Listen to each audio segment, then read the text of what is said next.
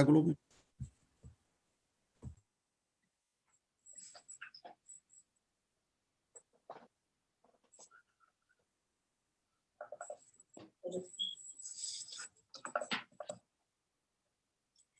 Aglobi.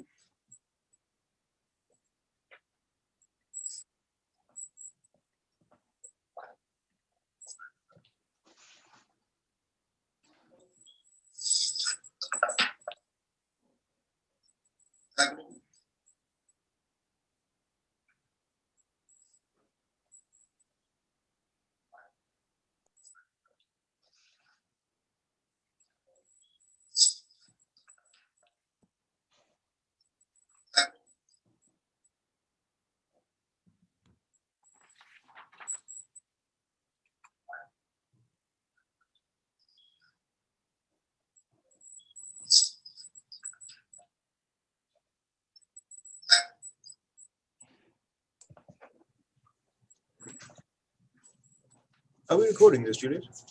Yes, it's being recorded already, unfortunately, Is it? but Okay. yes. Okay, somebody do some editing then, right?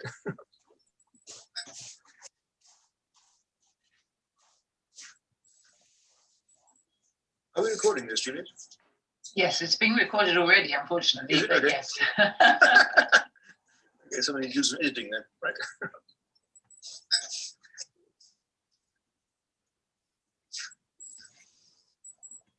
Are we recording this, Juliet? Yes, it's being recorded already, unfortunately, Is it? but Okay. yes. Okay, somebody do some editing then, right? There's some sort of strange loop going round and round. I can hear myself asking the same question. Yes, I don't know what's happening. Are we Ah, recording this, Juliet? okay. It's probably because, yeah, right, that's good. Let's give ourselves one more minute, then we'll be ready to go.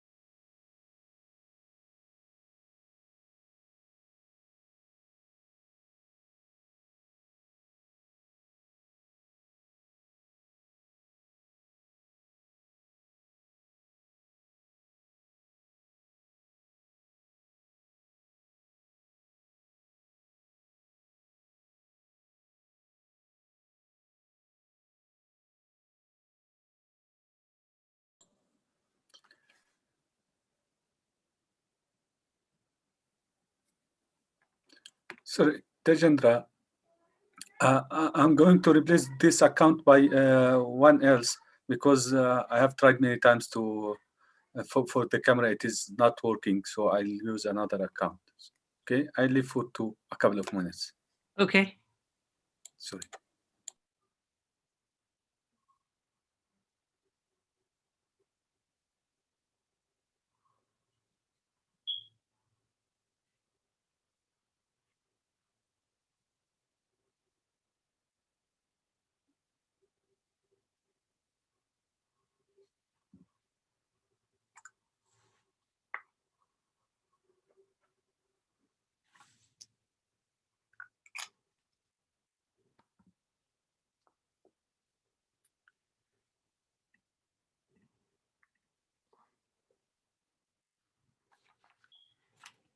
Okay, I think we should make a start now.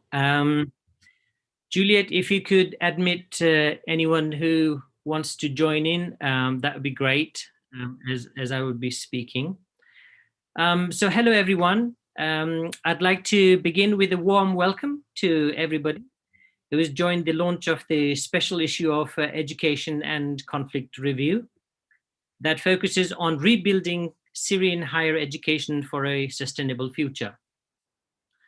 Just so you know that this event is being recorded and also live streamed via our YouTube channel, Education in Conflict and Emergencies Seminar Series, which will be available afterwards for anyone to watch. Just a housekeeping, can you please mute your microphone if you're not speaking? And also, if you would like to turn off your video, feel free to do so. But when you are speaking, definitely please turn your video on.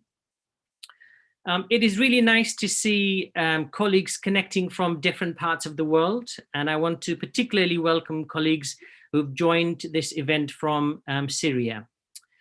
My name is Tejendra Ferali, and I'm Associate Professor in Education and International Development at University College London. This event is part of the Education in Conflict and Emergencies Seminar Series, which has been running for the last 6 years.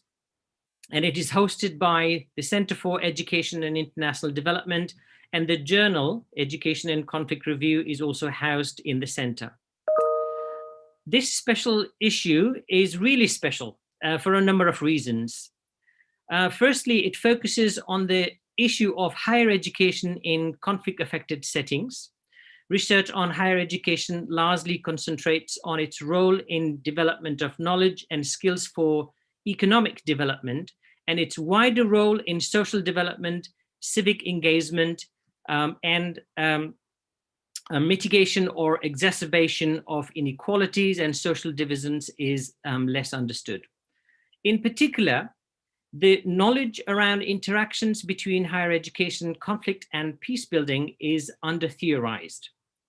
Secondly, the outbreak of violent conflicts in middle-income countries such as Syria has caused mass displacement of a large number of university students. For example, it is reported that access to higher education in Syria before the conflict began in 2011 was around 26%, but that declined to 5% by 2014 as the country got trapped into a protracted civil war. The humanitarian response in crisis settings has failed to meet the basic education needs of displaced learners, let alone the demands of higher education.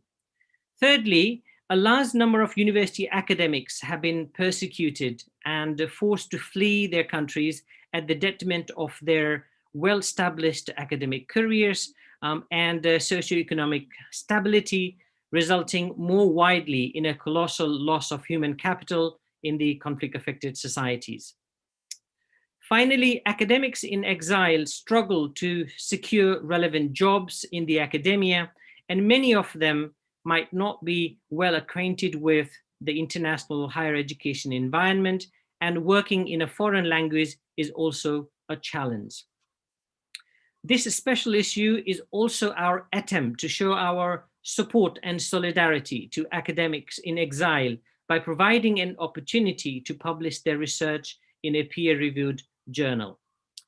I would like to particularly thank CARA for supporting Syrian academics through their Syria support program, and particularly providing a grant to publish this special issue of Education and Conflict Review.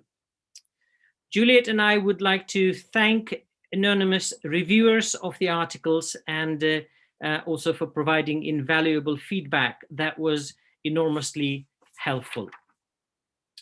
Finally, I would like to thank the authors for choosing the Education and Conflict Review to publish their work and being patient with the long process of reviewing and editing of the articles. I hope that this special issue will be a useful resource for researchers, policymakers, and practitioners who are supporting the incredibly important mission of rebuilding higher education in Syria. With this introductory note, I would like to invite Stephen Wordsworth, who has been the Executive Director of CARA since April 2012. Stephen comes with a 33-year career in the UK diplomatic service. And thanks, Stephen, very much for finding time to join today's event. After Stephen speaks, Juliet will be chairing the panel discussion, which will be followed by a brief commentary and some insights from Professor Tristan McCowan. And then we will have some time for questions and discussions afterwards. So over to you, Stephen.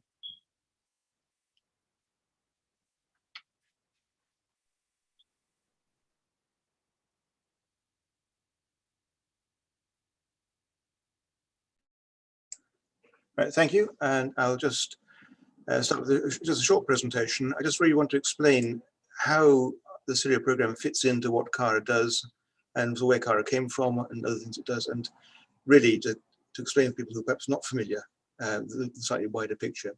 CARA began in 1933 when it was founded by academics and scientists in the UK in response to the Nazis coming to power.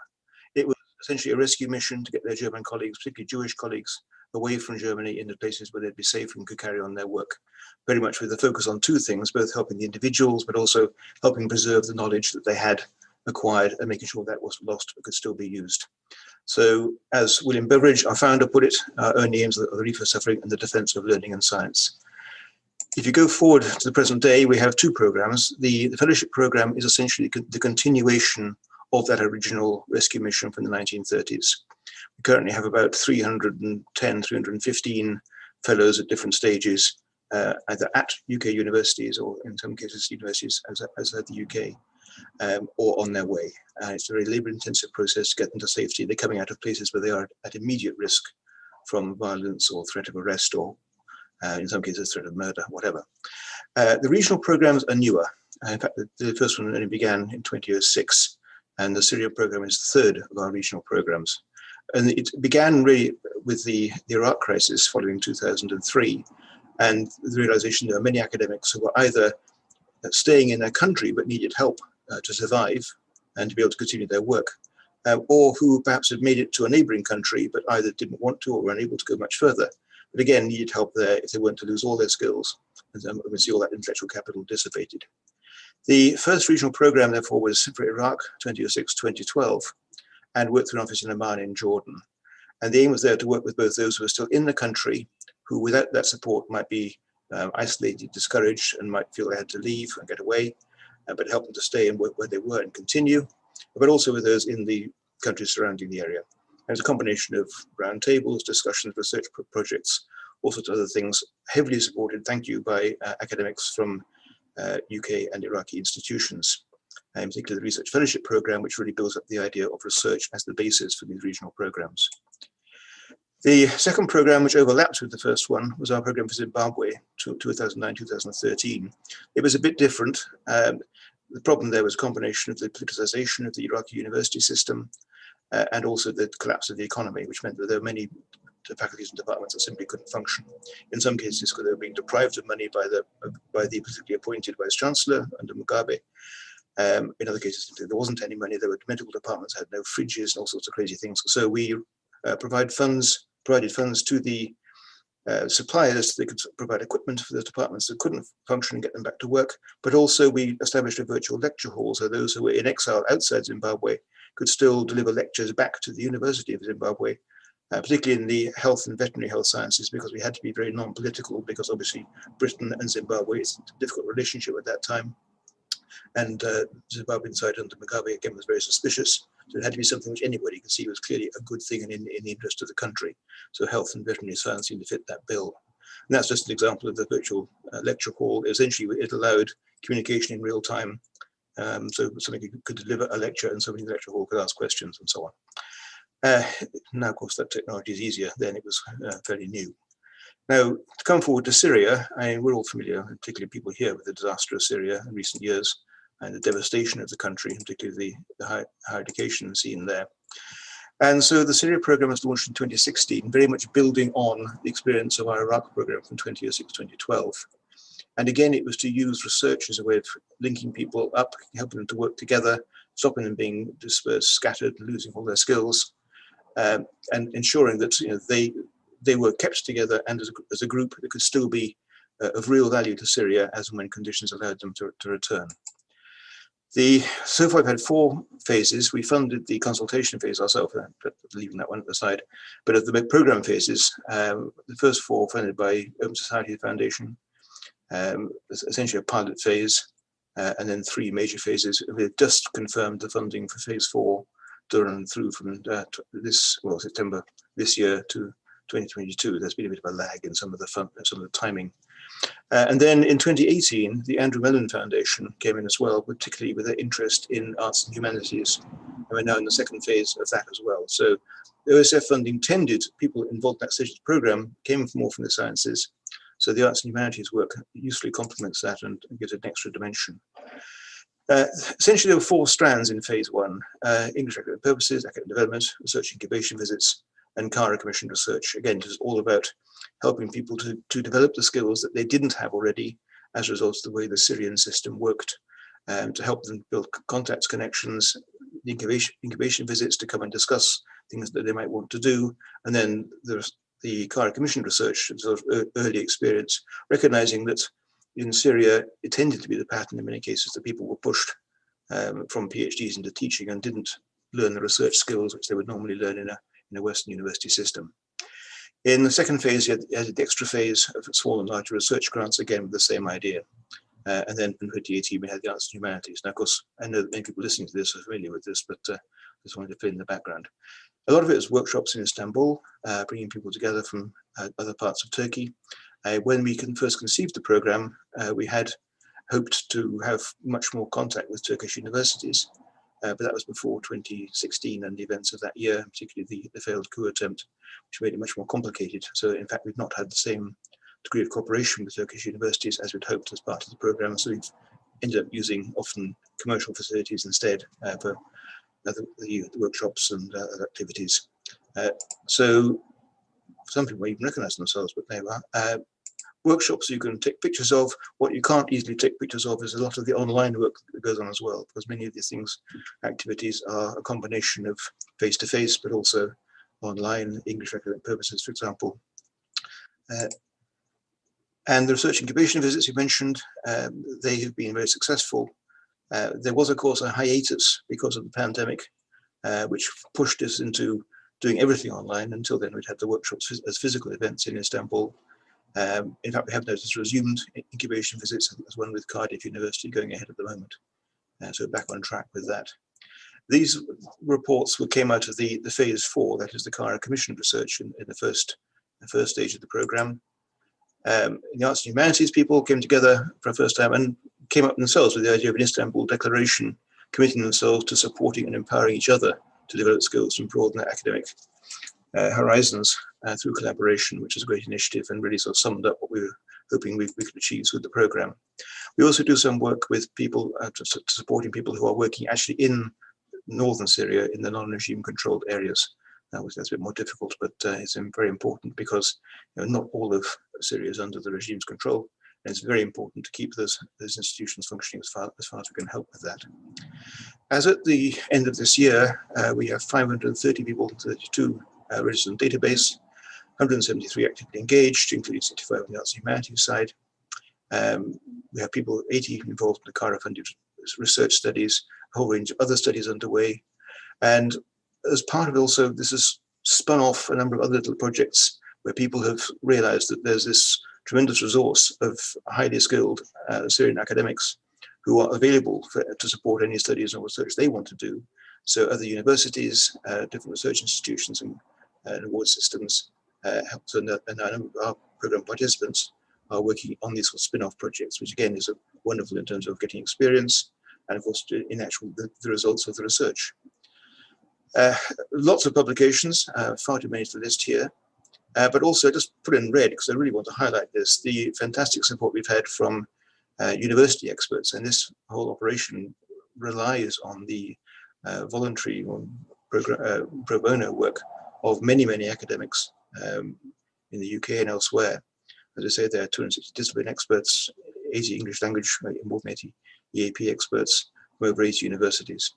And there's a lot going on, and there's tremendous willingness with other people to help, and we're very grateful for that indeed. At the end of this year, of course, there are still a number of things we have to focus on. It is an increasingly complex program. The Syrian participants are dispersed, and many of them in eastern Turkey, and events, workshops and so on in western Turkey. Because of the pandemic, we've had to cancel or postpone all the workshops. We hope to resume those at some point. And that's also left us underspending our donors' funding because we budgeted for physical events that didn't actually happen. We have got an issue with the female to male ratio, which is much lower than we'd like. We've taken a number of steps to try to encourage women academics to take part, to make it easier for them, including some facilities at the workshops for children to be looked after. And then, of course, the situation in Syria itself is still very difficult indeed, and the future is very unclear. But our aim all along, both with this program and with our fellowship program, is that this is about helping people to maintain and develop the skills with the idea that when it is possible for them to return and they feel able to do that, they'll be able to do so and take with them all the extra skills and experience that they've picked up. And meanwhile, of course, they are making a fantastic contribution. So I'll just end with that. And so a couple of points, if anybody wants to look any further, it's on bit.ly to keep it simple. So CSP for CARA Syria program, reports and videos. There's quite a lot of material there.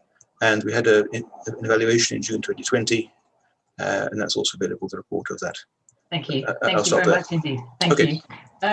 Hello and good afternoon. My name is Juliette Milliken. I'm an Associate Fellow at the Institute of Development Studies in Sussex, and I've worked with the CARA Syria program for the past 3 years, mainly heading up a research capacity building strand, building capacity among Syrian academics in exile in Turkey, many of whom are contributors to this journal and will be here to present to you today. So we welcome them. But I also want to add a real celebratory note to today to celebrate the coming to publication of these articles and the completion of this research. As the academics themselves acknowledge, carrying out research in exile with a country in ongoing conflict is not easy. And then working through all the challenges of writing in a second language to get that to publication for an international audience is no mean feat and deserves a lot of celebration. Many of the academics who've contributed to this journal are part of the research capacity building strand. Others are their mentors, and the strand itself both contributes to the learning of those academics, the contribution they can then make back to their institutions or their future institutions, but also through third stream work, the contribution that higher education can make to countries in conflict. And this particular journal raised many of those issues. So we have presenting for you today 4 representatives from that group of people, as well as Kathleen, a colleague from the University of St Mary's in London. So the first 2 I'm going to introduce to you are Wissam and Mussalam, who worked on the role of social capital within universities and the contribution that universities can make through teaching and addressing issues of social capital to peace building.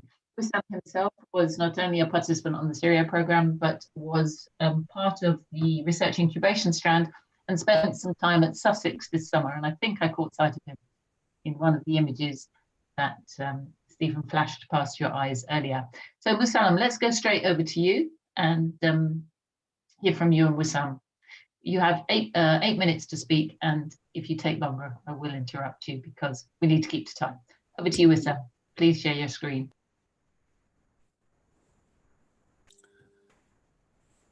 Hi everyone, Wissam, go ahead. You can start.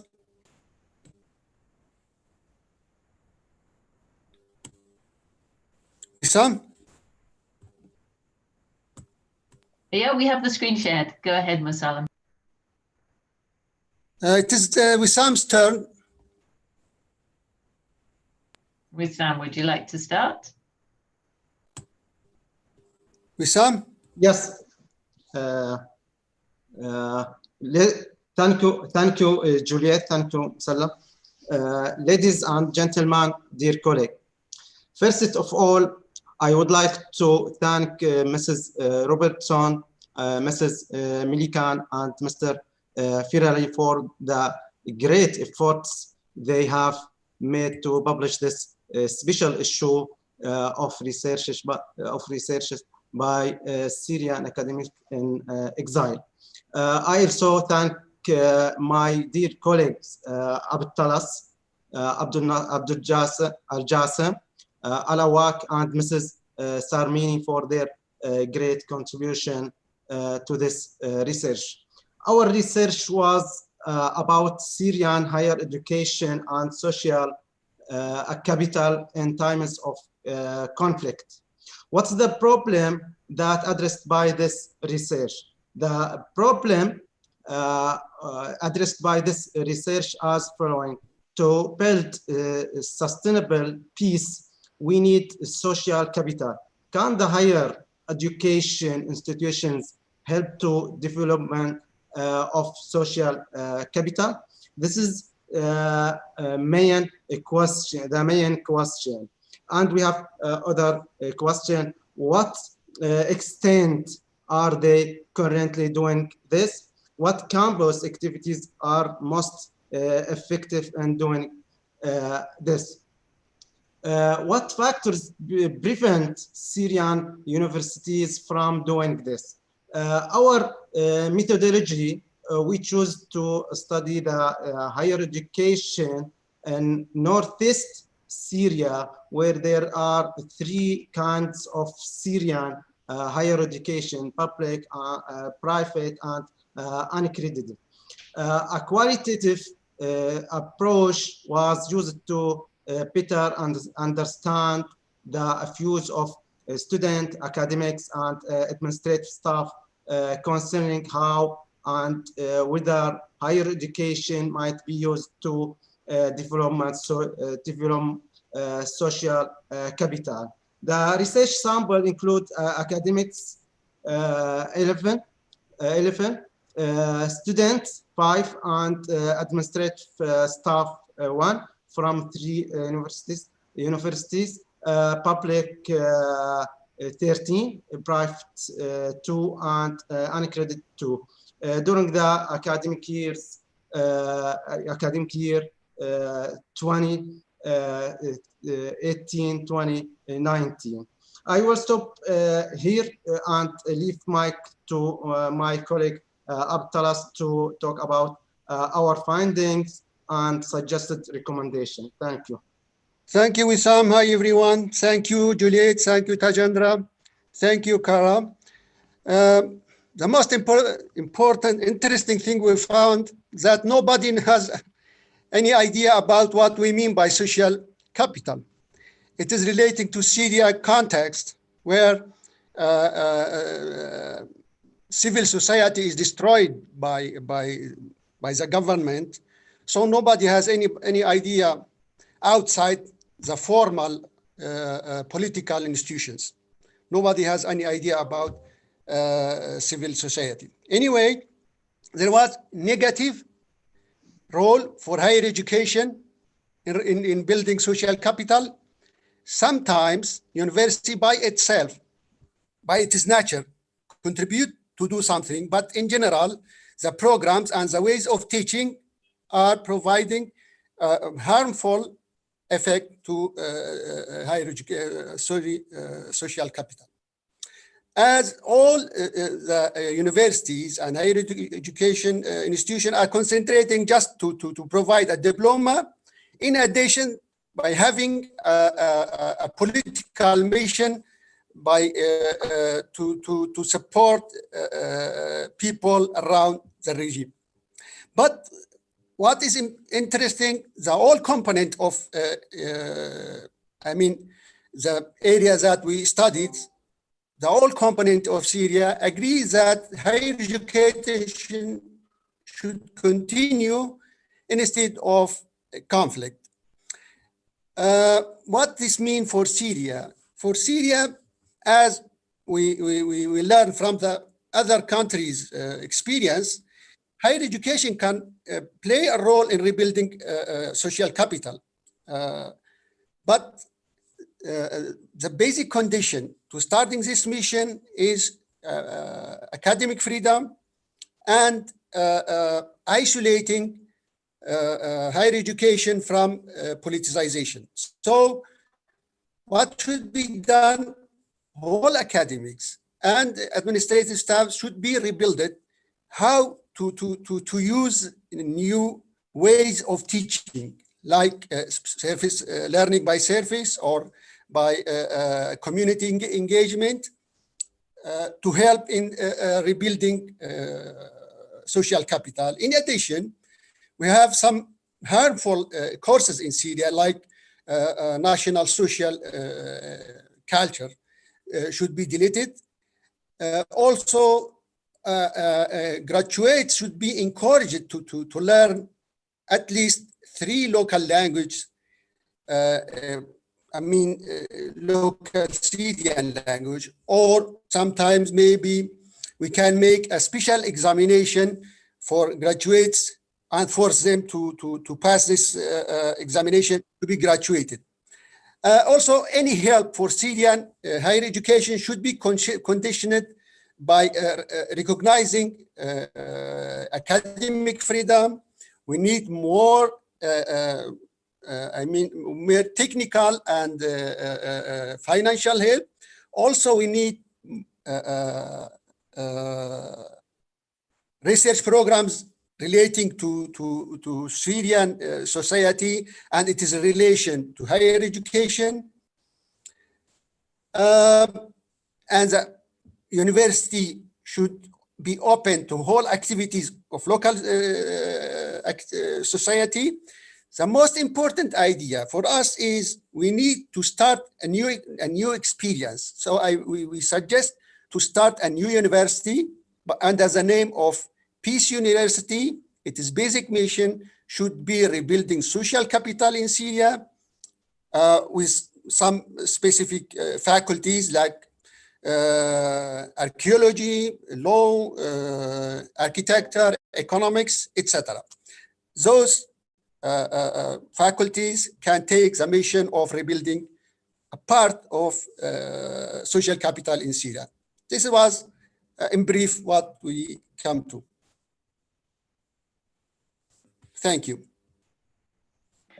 Thank you, Mussalam and Wissam. A huge privilege of being part of the Syria program is the large network of academics from the UK, as well as from Syria itself and other parts of the world that contribute to the program, building networks between them and looking at lessons that can be learned from one context and applied to another.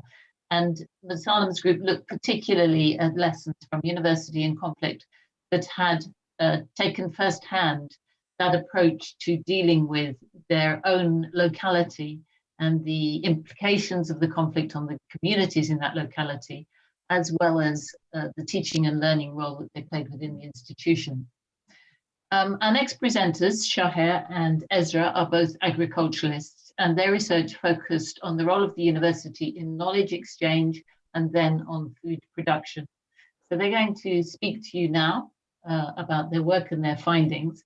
And one of the outcomes of their involvement in the program and the networks they were able to build was the formation of the Academic Center for Peace and Development that they've now set up themselves in Gaziantep in Turkey on the border with Syria. So Shaher, we'd love to hear from you next, if you'd like to share your screen, and Ezra, and take us through your findings. Thank you very much. Yes, thank you, Juliet. Thank but you, just my colleague to finish sharing their screen, then I can share my screen. Okay. Yes. Yes, thank you. Thank you, Mussalam.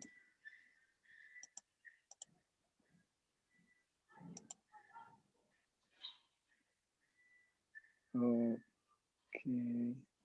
Well, I need permission from the host.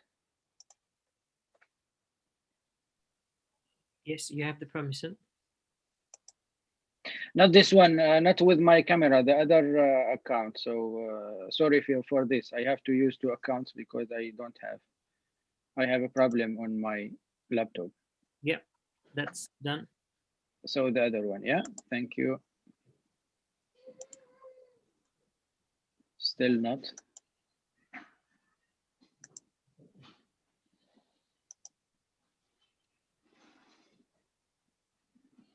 So what's the name of the account? Shaher Abdul Latif, the same name but without camera. Okay.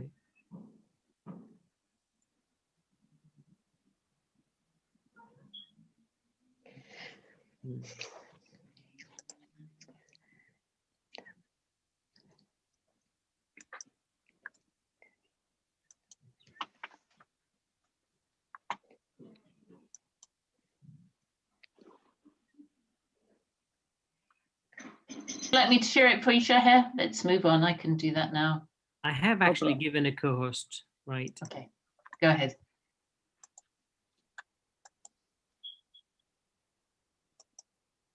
Or maybe, is it in Arabic that I can't?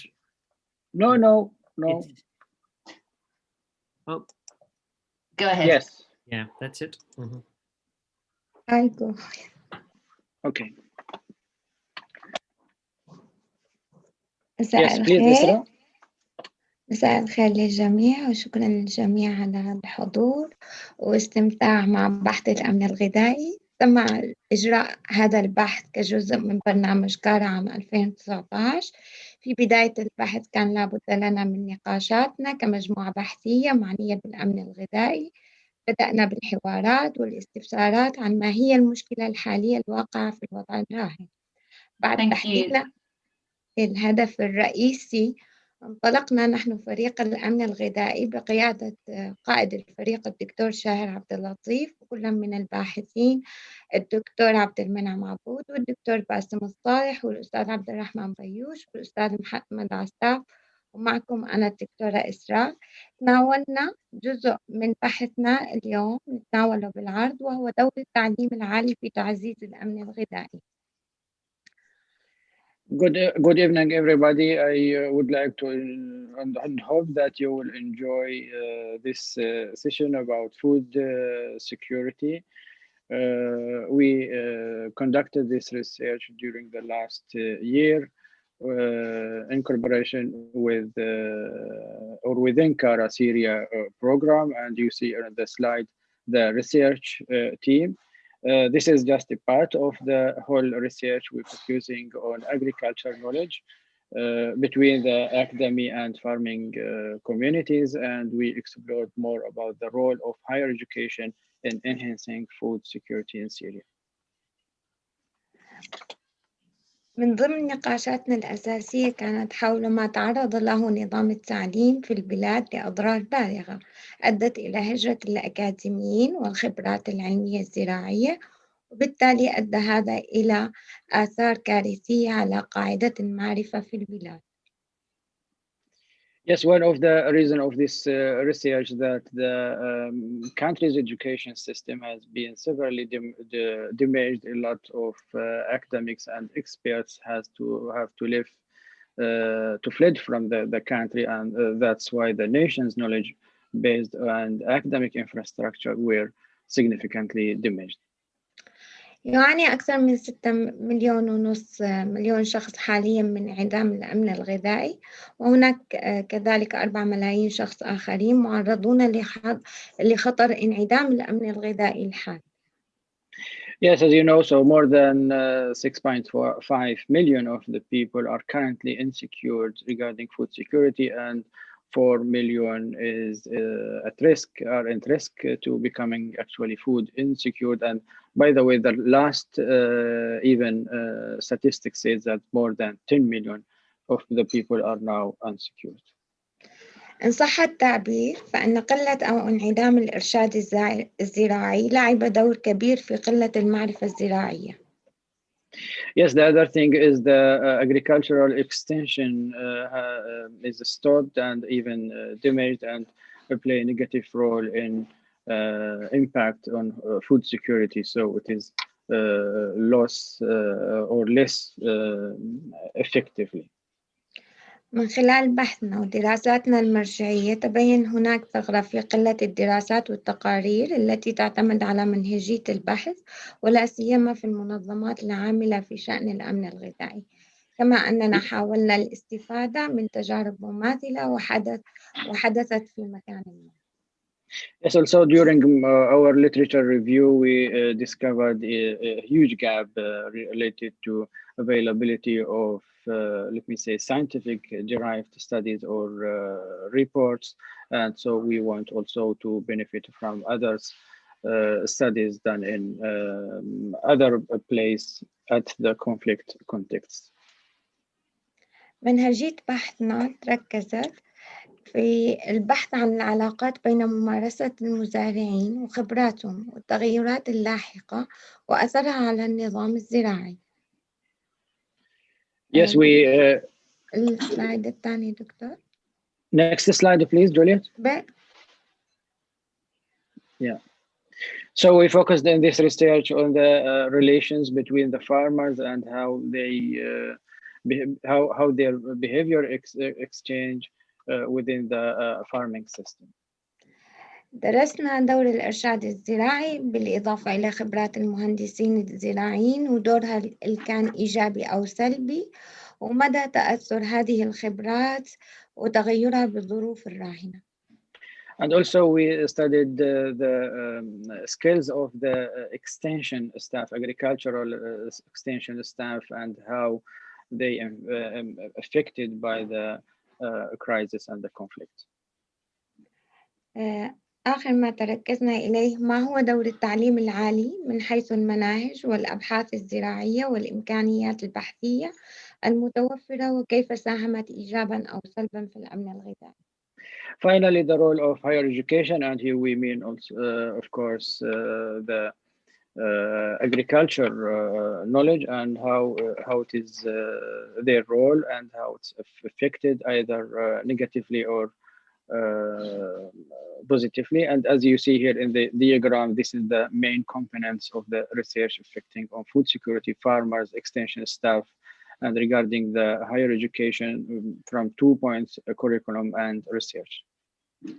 تم تنفيذ البحث بمنهجية علمية حيث تمت مراجعة الأدبية باستخدام التقارير والدراسات السابقة لصياغة المحاور الأساسية لأسئلة الاستبانة، حيث تم اختيار أسئلة الاستبيان من خلال مسح تجريبي مع 15 مزارع في كل موقع من المواقع التي تم تحديدها. Just finally, you see here the flow or the process of the research from the literature review and then doing piloting survey and then developing the questionnaires and focus group discussions until analyzing the results and get the recommendations. Next slide, please. No, doctor. Okay. تم تحديد المناطق، حددنا المناطق هي 3 مناطق: إدلب والأتارب وعزاز وجرابلس. قدمنا استبيانات بما تم يعني الاستبيانات ما يعادل فوق 300 استبيان. كانت الاستبيانات ما بين مزارعين نازحين بما يعادل 119 ومزارعين مقيمين 182 استبيان. For the questionnaire, as you see in the table, so we conducted the research in 3 main areas in Idlib, Al-Atarab, and the area between Azaz and Jarablis. We did more than 300 interviews with both IDBs and host farmers. So both of them farmers with more than 100 IDBs farmers and 180 host farmers. كما تم تنظيم 6 ورشات عمل تضم مجموعات مركزة من المزارعين وأيضا من المهندسين الزراعيين في نفس المناطق التي تم تحديدها للحصول على معلومات مفصلة وواضحة لفهم القضايا الرئيسية المتعلقة بالبحث. وبعد المناقشة تفضل. Yes, and we conducted 6 focus group discussions, including farmers and extension staff, as you see in the table, for deep understanding the different factors affecting food security. بعد المناقشات تم الحصول على النتائج المرجوة من بحثنا، وحاليا أترك للدكتور شاهر عبد اللطيف قائد الفريق لإعطائنا النتائج المميزة لبحثنا. Thank you, Isra. Next slide, Juliet, please. So yes, from this research, so I could present only a few key findings. For example, the most respondents from both host and IDBs were depending or rely on agriculture and livelihood production. So more than or about 50% of them. Also, the data shows that the low food purchasing ability, for example, for the bread, about 50% of the people weren't able to purchase even the bread, the main and essential, let me say, part in as a food for the people. Another thing, for irrigated fields also decreased to about 10%. Livestock number decreased for more than 50% for sheep and 65% for the cows. So that means the farmers have to sell their, let me say, sheep or cows. The crop rotation, which is involved in farming system, also a lot of farmers, they didn't use it more. Regarding the agriculture imports availability, also reduced for both things. So from the quality, but also from the quantity. The main important here thing we are focusing on the agricultural knowledge exchange between host and IDBs. We discovered, fortunately, some positive lessons that the farmers learned from each other, and this reflected in positive things in food security. The lack of extension services, this is absolutely was very high, even pre and post the crisis. And regarding the role of higher education, we say that about 72% of the farmers say that the role of higher education was very weak. Next slide, please. Yeah, here's some examples. So with more details, focusing on the knowledge of agriculture regarding agronomist experience and vet experience, we see it is between good to medium, with about 40% of the, let me say, participants.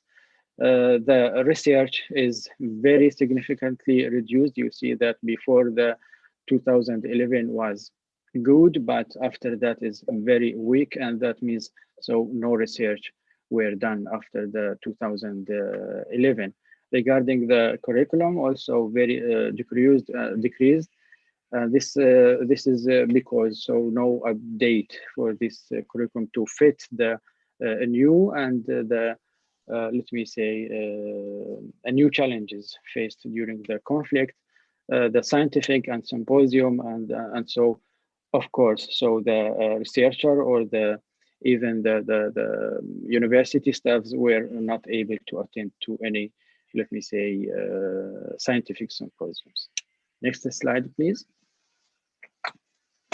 Yeah, so from this research, we see it is very urgent to develop alternative knowledge transfer systems to fit in conflict areas, like example, distance learning or using social media or student engagement in the research, also to focus on long-term transition from humanitarian to development interventions, also to deliver some capacity building programs just to enhance and refresh the skills of the agricultural engineers and to support anyway higher education infrastructure and teaching approach and curriculum research and etc. And also to facilitate Syrian and international academics. So networking, and this is what happened during Kara Syria program, and we hope also to increase it. Next slide, please, and the final one. Yeah, so some of the impacts, really we were able to highlight the importance of agricultural knowledge transfer between, let me say, the farmers themselves, but also between academia and the farmers community, and using different systems. We were able with colleague Tom and Dr. Iman to deliver e-learning course, and also to identify food security gaps and providing applicable solutions. Now we are in discussion with, let me say, local and international NGOs and donors to push them to move from humanitarian to long-term interventions. Also, we hope that we have impact on the policymakers and donors to focus, as I said, on sustainable interventions. The other things, this research and our involvement in Kara Syria program increased our networks and research scope. For example, recently to involve regenerative approach, and we involved as academics in One Health field network led by Edinburgh University, focusing on health and food security issues. Also, we are doing now research on refugee agriculture work under lockdown, and another let me say, project with the Re-Alliance on home gardens, but to introduce new initiatives and methods to produce food, and also water for a project to also try to recycle the waste water or the surface water from not drinkable water to drinkable water. In the diagram, you will see so all these components, how they linked together. And finally, to the main aim to enhance food security. Next slide. So this is a final. Thank you very much for your attention, and any questions, even in this session or later, are welcome. Thank you. Thank you very much, Shahir. I think we're going to save questions till later, so do please hold on to your questions, and we'll make time for that at the end of all the presentations. The importance of food security in conflict and displacement is well understood. Perhaps less well understood is that sudden depletion that Shahir showed us on knowledge and knowledge transfer due to the disruption of academic institutions and of schooling. And ACDP is, we hope, fulfilling an important role in making some of that academic knowledge and research available to the work of NGOs and humanitarian responders in its new centre. Our next presenters are going to talk about an area that is far less well understood and less well researched. And that's the impact of conflict on energy and energy availability, and the result of that on people's ability to cook and on people's livelihoods and daily activities. So Fuad Omar and Hanadi Omesh, I'm going to hand over to you to talk about your research as part of the Kara Syria strand on energy security and the article that you produced in the journal.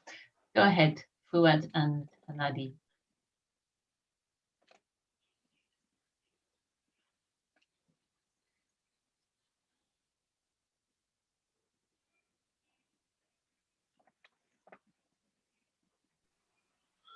Thank you, Juliet. Thank you for everybody. Thank you for Cara to give us this opportunity to present our research. Our research entitled The Effect of the Syrian Crisis on Electricity Supply and Household Life in Northwest West Syria. It's a university-based study. This research objective first, assess the need of electric energy by comparing the current situation with the situation before the crisis.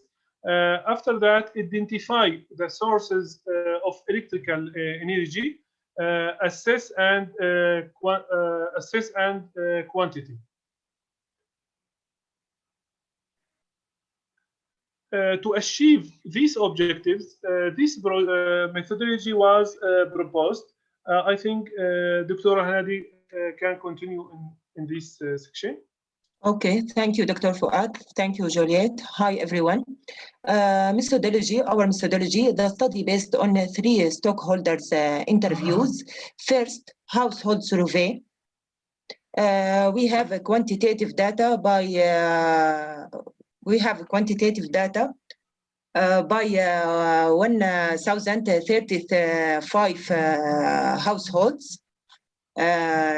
Second, we have a qualitative data by 8 KIIs, and we have a qualitative data by 2 KIIs of academics. The next. This map shows the distribution of the current study communities. It shows 35 communities for household survey and 6 communities for KIIs of generator owners. Yes, the next, please. Key findings, no effective main electricity network in the target areas of study. Average hours of electricity available for household 6 hours per day. Households use very simple electrical equipment in their daily lives and limit hours of use. Basic family need for electricity 10 amperes. Currently, a family gets only 25% of the basic level. Use of solar energy, 33.8%, and high prices of natural gas and diesel have left many families depend on wood. This figure shows the main source of electricity. 67% used subscribe amperes, 22% used diesel or gasoline generator, 8% used solar energy, and 3% didn't use electricity at home. And this picture shows the use of electrical equipment. They used lamps, TV, refrigerator daily, but they used the washing machine weekly. Yes, next. And this figure shows energy sources for cooking and energy sources for space heating and hot water. They used firewood, kerosene oil, and natural gas for cooking, and they used firewood, kerosene oil, natural gas, and other energy sources for space heating and hot water. Thank you. I let Dr. Fuad continue. Okay, the discussion now. We can see from this table, it's a comparison of monthly income and expenses on electricity before and after the crisis. The first one is average household income. We can say that during, at the time of the research, the household income is 129 USD dollars, and before the crisis, it was 1,023 USD. And the average availability of electricity during the research is 6 hours a day, and before the crisis it was 23 hours a day. Also, the average household electricity expenditure at the time of the research is about 20 USD, and before the crisis, it was about 11 US day. Also, this is the ratio of electricity cost to the household income. At the time of the research, it was 15.5%, and before the crisis, it was 1.1%. Yeah, and we can say there is a huge difference between the electricity availability per day. It was before the crisis 18 to 24 hours per day, and now it is 2 to 10 hours a day. Also, we make a comparison between the household consumption of electricity in Syria and in the neighborhood countries. In the neighborhood countries, the consumption is 72 to 196 kilowatt hours per day, in day, and in Syria it's just 3.1 kilowatt hours a day. Also, we noticed or we found that in the target area, the electricity is dependent on the private sector. That means there is the people use a big generator, which is diesel generator, and the people can get their electricity or can buy their electricity from this generator. Also, the solar energy is an alternative solution for the situation inside Syria. As a conclusion, we can say that during the war in Syria, the infrastructure of public utility services, electric power stations, transmission stations, and distribution networks has been destroyed or stolen, unfortunately. And Syrian people stayed without electricity services over a long period of time. Also, the academic contribution to knowledge production about electric energy has been lost. Also, we can say that we can use these indicators that we obtained from this study in humanitarian and social studies to benefit or to understand the reality after the crisis. And also, we are working on this project now to study the effect of the electricity shortages on the other sides of life, like education, like health services and well-being. Also, by cooperation with the NGOs and the academics who are working on the land, could be increase the people awareness about using the solar energy systems. Thank you for listening. Any question can we take from you or after all presentations? Thank you again, Fouad and Hanadi. And Fouad has just completed his PhD at Aleppo University in electrical engineering. So we wish you lots of good luck with the next stage of your career. Thank you. Our next presenter, Kathleen Fincham, is not part of the Syria program, but is the director of the MA in Education, International Development and Social Justice at Queen Mary's University in London. But Kathleen has been writing also on universities and on the Syrian context. So Kathleen, over to you briefly. Juliet, thank you so much, Juliet, and thank you for inviting me. Just a small correction, I'm from St. Mary's University, not Queen Mary University.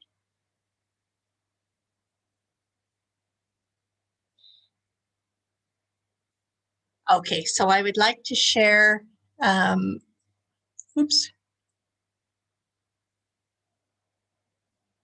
would like to share a bit of my paper with you. So my paper was on higher education and Syrian refugees, navigation of economic, social, and political constraints in exile.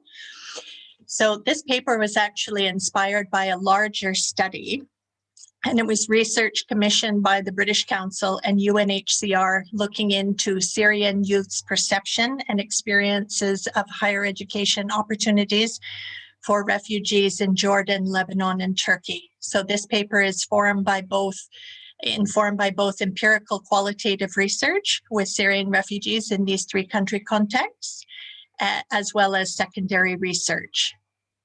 So focus groups were the primary research method, and this is the research sample, although I won't dwell on it just to move things along. If you're interested, I can share it with you later. Okay, so this paper and the larger research project was framed theoretically through 2 frameworks. The first was the capabilities approach, and this was particularly useful in looking at how refugees have different motivations for undertaking higher education and different educational needs within it. And also how higher education should provide refugees with the freedom they need to achieve the functionings and capability sets that they have reason to value. So I found this framework to be very important in the analysis. And the second major framework that I drawed upon was the 4 A's framework developed by Tomaszewski. So it's looking beyond a simplistic focus on access to higher education to look at also issues of accessibility, acceptability, and adaptability. Okay, so the key findings, looking at economic constraints. So as you know, within the Syrian context, refugees face many economic constraints. So some examples would be depletion of personal savings, financial insecurity, lack of access to formal labor markets, job quotas, and employment restrictions in high status and high paying white collar professions. So ideally, higher education can help refugees to develop the knowledge and skills they need to achieve better livelihood prospects, higher earnings, economic mobility, economic self-reliance, and integration into local economies. Unfortunately, this is not always the case. And in fact, for many refugees, and in fact, I would say most, if not all of the refugees in the research sample, said that higher education itself was a major source of financial strain. First of all, this was because refugees were almost invariably reliant on scholarships, which were provided by primarily Western donors. They also said the number of scholarships available for refugees was inadequate and did not meet demand. And then also we have to consider that within the context of global hegemonic power relations, scholarship for refugees are conceptualized through Western neoliberal higher education agendas. So this resulted in 2 main things. One was scholarships were almost always conceptualized in relation to employment outcomes, so focused on economic concerns rather than social or political concerns. And the second main issue with the scholarships was that they were almost invariably conceptualized within the overarching objectives of efficiency. So to educate refugees for a specific purpose. In this case, it was usually post-conflict reconstruction. And also efficiency and effectiveness. So efficiency is to educate the largest number of refugees at minimal cost. So because scholarships were conceptualized within this economic framing, refugees' functionings and capability sets were limited by the scholarships that were available to them. So for example, the refugees often noted that they were unable to access scholarships because they were considered overage learners, over 30, or if they had disabilities and so forth, they couldn't find any scholarships available for them. They also noted that scholarships that were available were usually limited to certain subject areas that donors and policymakers considered critical for post-conflict reconstruction rather than actually the subjects that they had experience with, interest in, or aptitude in. And then in line with donor efficiency agendas focused on value for money, scholarships were almost invariably linked to undergraduate study because it was understood to provide a greater return on investment. So refugees interested in postgraduate study or ultimately to work in universities found it very, very difficult to find scholarships at the graduate level. Refugees also noted that they were very limited by the types of higher education on offer for them. So in relation to the overarching objective of effectiveness, to educate refugees for a specific purpose, for example, improve employment outcomes, produce skilled workforce, or drive post-conflict reconstruction. Within this framing, the type of higher education opportunities that were available for them were primarily TVET, technical and vocational education and training, as well as employment-based non-formal education. However, many refugees question why they were being tracked into technical education when they weren't allowed to work in Jordan, Lebanon, and Turkey, except in exceptional circumstances. And they also questioned why they were being tracked into these forms of education when their technical qualifications were unlikely to be internationally recognized should they return to Syria or resettle in Europe. Also, many refugees said that scholarship providers were simply repeating mistakes made by the Syrian government, which had a history of tracking students into particular economic fields, regardless of interest or aptitude, without giving them guarantees of employment.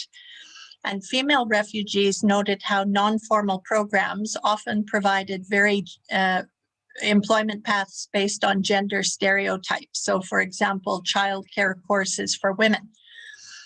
And the refugees noted that with few transition mechanisms between TVET and academic programs, the decisions made by donors and policymakers were likely to have a lifelong impact on Syrian youth in terms of the lives that they would be able to lead. And also online learning, which has often been seen as sort of a panacea to the issue of efficiency, how to educate the maximum number of refugees at minimal cost. The refugees noted that subjects leading to high status or financially lucrative careers were not available through this path. So, for example, medicine and engineering. So in addition to economic constraints, of course, a colleague has mentioned some of the social constraints that refugees face. So primarily being separated from important kinship and social networks and being physically and socially isolated in camps or refugee enclaves. So higher education does have the potential to help to address some of these constraints. So, for example, by having refugees integrate with host country nationals, they can develop active social networks, develop social and cultural capital needed for socioeconomic integration. Refugees can develop confidence and have an opportunity to rebuild their lives with dignity. However, because of the focus on economic outcomes, often social motivations and needs through education were ignored. So this included, for example, meeting family expectations, part of a local community, developing friendships, fostering a social network, achieving an advanced social position, and gaining respect from the community. So one of the issues was because higher education programs for refugees were often bespoke, and particularly this was the case for non-formal education programs. This meant that refugees often became very physically and socially isolated from host communities. And refugees also noticed how online learning, although it has the potential to be much more, it was often limited to just sitting alone in front of a computer screen. Mind you, this data was collected before COVID, so I like to think that things have improved a bit in this area. And social isolation was intensified for women because many women were largely restricted to home-based activities if they were not in education. So within the Syrian context, social motivations for wanting to undertake higher education are highly gendered. So first of all, Syrian males are culturally constructed as family breadwinners, so they are more likely to want to pursue higher education for employment outcomes and to enable them to marry and provide for their families. So keeping this in mind, the proliferation of non-formal education programs for refugees was really not helpful from the refugees' point of view, because it offered them limited career pathways, low status and insecure employment, limited earning potential, career progression, and socioeconomic mobility. Thank you, Kathleen. Thank you very much for that interesting findings. I'm afraid we haven't got time to dwell on them, because we do need to just give a short space to Fateh Shaban for the last presentation. Okay. Fateh is a co-director of ACDP, a participant on the Syria program. And one of the successful outcomes of his collaboration with us on the program has been the award of a GCRF networking program led by the University of Kent, in which Fateh is a co-I. So we're going to hear from Fateh briefly about the results of his project with Kara last year on rebuilding higher education in northern Syria. Fateh, go ahead. Okay, thank you, Juliet. Thank you, Tajendra, for inviting me to present in this event, and thank you for Kara for supporting this research, and for everyone who helped me to conduct this research, especially my tutor, Dr. Kathy Benson from Edinburgh University. My research is entitled Rebuilding Higher Education in Northern Syria. Actually, after the outbreak of the Syrian Revolution in 2011, there was a gap in higher education in non-regime areas. Since 2015, several universities have emerged in areas beyond the control of the Assad regime in response to the need for higher education. The presence of these universities has recently confined to northern Syria. This research tries to answer a couple of questions, of which what are the challenges facing these universities, what are their needs, what is their role in the reconstruction process, and how can they be supported. This is a qualitative study. It used a range of approaches, combined interviews, focus group discussions, and document analysis. Semi-structured interviews were conducted with 24 academics and 14 students who were still studying or working in 3 main universities in northern Syria. The data were analyzed using thematic analysis with a combined deductive and inductive approach. The finding of this research demonstrate that the higher education sector in northern Syria faces numerous challenges. The infrastructure has been destroyed. Meanwhile, there is no financial support because higher education there has been neglected and not prioritized in the agenda of the international support. Actually, donors still see higher education as a luxury. Hence, the universities in northern Syria suffer from a widespread shortage of infrastructure and lack of suitable buildings and expertise. There is no budget for research in the universities. There is lack of the necessary laboratories, buildings, libraries, and equipment to conduct research. Also, publishers don't recognize the universities and fail to support research, and there is lack of access to international journals. Hence, there is difficulties in conducting research. Academics are unable to communicate with the outside world. Staff, students, and graduates are unable to publish or pursue careers abroad. Tens of thousands of university students in northern Syria have fled from regime areas due to the conflict and to the fear of arrest and conscription into the army. In fact, frequent displacement has left many financially destitute and a significant impact on enrollment in universities. Displaced students make up approximately 50% of the student population in the universities in northern Syria. Most of the IDPs have not adapted to their new communities. many university-age Syrians who are unable to access to higher education due to the conflict roam the streets and falling into petty crime and drug abuse, unfortunately. Armed groups have a negative rule. They support some universities at the expense of others. This has led to conflict between universities. For example, many universities in Idlib Governorate were faced a stark choice to accept an armed group's authority or to leave or to close. There are many needs that universities in northern Syria require. They need financial support to rehabilitate and improve infrastructure and to equip libraries and laboratories and pay salaries. We have found that the higher education sector is fragmented and broken, so students and academics demanded the unification of this sector under one body away from the political conflicts. The universities in northern Syria need to build relationships at the international level. They are seeking to obtain official accreditation of their qualifications, although this remains conditional in some way on the international recognition of the opposition bodies.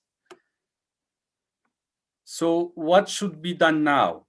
Based on the analysis of the findings, we can say that it is necessary to build an effective networking, communication, and development strategy with international bodies in order to facilitate recognition and accreditation, and to provide essential financial support for these universities. Also, the universities in northern Syria should negotiate opportunities and scholarships to allow some of their students to complete their degrees or pursue postgraduate studies in universities in the wider region and beyond. So the universities have to enhance their English language provision to facilitate contact with international players. Northern Syria universities should build communication bridges with each other to come together under one umbrella and establish a formal body that can supervise and manage the higher education sector. Governments, NGOs, and donors should consider higher education as an undeniable fundamental right of Syrians in the north and as an essential part of the humanitarian response. Finally, I believe that a better understanding of the circumstances and experiences of students and academics in northern Syria in the current conditions will play a vital role in coordinating future efforts and initiatives in order to protect the Syrians there and alleviate their suffering and make them effective in building the future of their country. Thank you.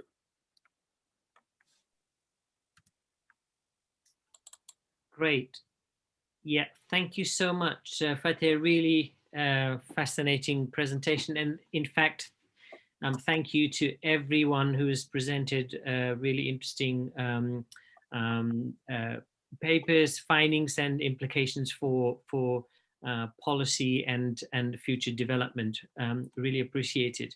Now, I'd like to invite Professor Tristan McCowan to make a brief remark on some of the debates that have been introduced in this event, but also more generally to comment on the role of higher education in conflict-affected contexts. Tristan is a professor of international education at UCL Institute of Education, and Tristan focuses primarily on issues of higher education and international development, and his research covers areas of access to and quality of and equity in higher education, and relates to a broad range of contexts, particularly in Latin America and Sub-Saharan Africa. So in the past few years that I've seen Tristan's really interesting work in higher education, and we're really pleased to have you on this panel, Tristan, and really looking forward to listening to you. Over to you. Thank you very much, Tajendra, and thank you for the invitation to be part of this panel and to comment on these fascinating papers.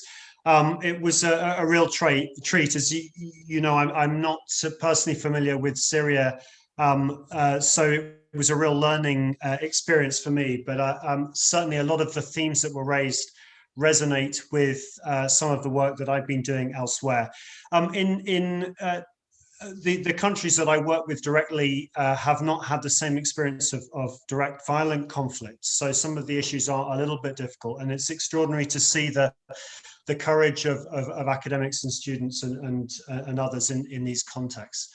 But many of the themes resonate. I mean, I was very interested to see some of the debates around outreach, extension services of universities and the impact of conflict on those, debates around scholarships, interesting some of the findings raised around the channeling of certain students into particular streams and reproduction of equality, of inequalities and so forth.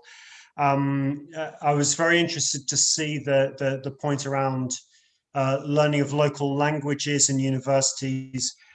It's a massive blind spot in higher education globally, multilingualism. Unfortunately, we are in a situation of increasing homogenization of language. So it's great to see that proposed. And also congratulations to the organizers for creating a bilingual space for this seminar as well. It was really, really nice to see that. And it's something we really need to encourage more. Just a few broader reflections then. The first is around the notion of the developmental university, which I noticed the editors in the introduction to the volume mention. And I saw this resonate quite a few times in the presentations, and this idea, I mean, the phrase developmental university emerges mainly in the context of Africa in the post-independence period, but in similar ways, it's been adopted in many parts of the world at different periods of history. But what we're really talking about here is an institution that orients itself towards serving society in an egalitarian sense. And some of the discussions in the presentations around farming and energy and so forth show clearly that model. And I think this raises very important questions internationally in higher education, because it makes us think about what kind of university we need to construct, to rebuild, to develop. We're in a context of rapidly expanding higher education globally. We have more than a third of the global cohort going to some kind of post-secondary education. But far too often, there is an attitude of kind of any higher education will do. As long as we're expanding access, it really doesn't matter what the access is to. And I think we need to think very carefully about the models of higher education we're developing, resisting commercialization, the rise of for-profit universities and low-quality distance provision. Of course, there is very good distance provision as well, but we need to distinguish between them and understand what the ingredients of high-quality online learning are. And also resisting the kinds of elitism that fuel the international rankings and the emulation of those, even by universities that aren't in those rankings. Attention to the developmental model, as we can see, this idea of service, but also bearing in mind that we can't get rid of the Humboldtian model, this blue skies research, the curiosity-driven research. It's really important to remember that, and I heard that resonating in the discussions around technical and vocational courses. Of course, those are very important, but that doesn't mean that we move entirely to those courses and the more reflexive theoretical academic courses don't get a look in. And another important element, of course, when we're thinking about the developmental model is not to forget about some of the knowledge biases and cultural specificity of that model as well, rooted as it is in the European tradition, Western epistemologies, and to maintain our critique around the sources of knowledge, the cultural specificity of our academic knowledge, and linking back to the languages question. Universities, unfortunately, are implicated in the problems that we have as a global community now. As you are all aware, because everyone here is engaged in universities, particularly in situations of conflict, and it was mentioned in the presentations today about the use of universities as instruments of various interests and so forth, whether it's the government or other groups, and of course they've been implicated in fostering conflict. And in all contexts, even ones which have been free of violent conflict or relatively free of violent conflict, universities are implicated in inequalities in society. They may be exacerbating those inequalities, or they may be having a more neutral role, but certainly sitting on the sidelines without actively addressing them. And I think those are areas that we need to be constantly vigilant of. I think we can celebrate the achievements and the importance of universities, but without forgetting some of the very difficult questions that universities have around their role. My current work is around universities and sustainable development and climate change. And of course, universities are also implicated in carbon emissions and the fostering of a paradigm of consumption and consumerism and exploitation of the natural world and other communities, which is also very problematic.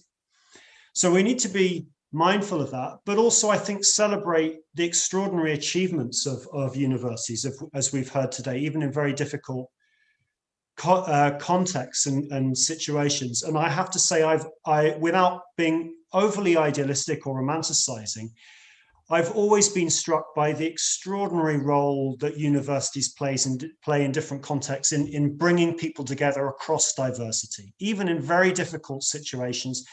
People from hostile groups and from different social class backgrounds and various other divides, the extraordinary potential that university has to bring dialogue across those groups and bring people together on different terms to see each other as equals with mutual respect. So I think we can really celebrate and promote the role that higher education has along those lines, and many others, of course, role in innovation, research, and professional development as well.